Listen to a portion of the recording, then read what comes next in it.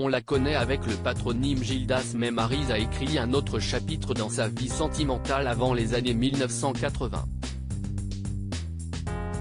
En effet, elle a été en couple avec un journaliste réputé, Jean-Michel Lelio, père de sa fille Valérie.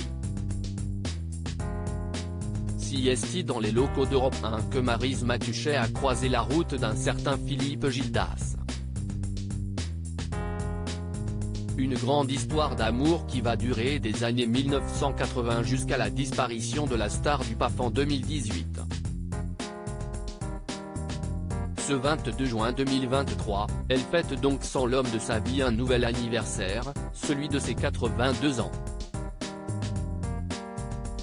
Cependant, avant le patron de Nulle part ailleurs, l'animatrice radio qu'elle a été avait connu une autre relation, qui va donner naissance à sa fille, Valérie, celle avec Jean-Michel Lelio, journaliste sportif mais également rédacteur en chef du JT du week-end de TF1.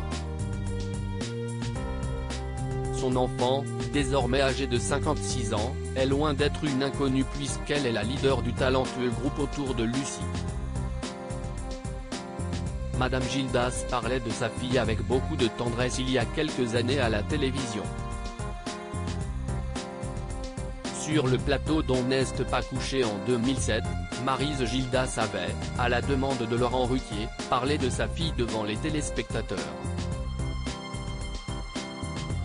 La tendresse dans sa belle voix se ressent lorsqu'elle aborde la carrière musicale de son enfant, né de son ancien couple avec le journaliste Jean-Michel Lelio. Elle m'a demandé une guitare à 20 ans, elle grattait toute seule. Elle a monté un groupe qui s'appelle Autour de Lucie et maintenant, elle chante en solo. Elle est auteur-compositeur même. Une séquence clôturée avec humour et douceur par le regretté Philippe Gildas, présenté par le présentateur de l'émission comme le beau papa de Valérie Lelio, beau-ptre pas, mais papa oui. Sa belle-fille avait d'ailleurs interprété un de ses titres sur le plateau de Nulle part ailleurs. Autour de Valérie, c'est en 1993 que Valérie Lelio forme le groupe Autour de Lucie avec le bassiste Fabrice Dumont et le guitariste Olivier Durand. Après avoir sorti 5 albums avec le groupe, elle enregistre à Paris son premier album solo, Caldera, où figure notamment la chanson Mon homme blessé, écrite par Miossec. L'artiste a aussi collaboré avec J.J. Johansson dans l'album Tattoo ou encore avec Ben et Jason, pour le titre Another Stupid Song, 10 Songs About You.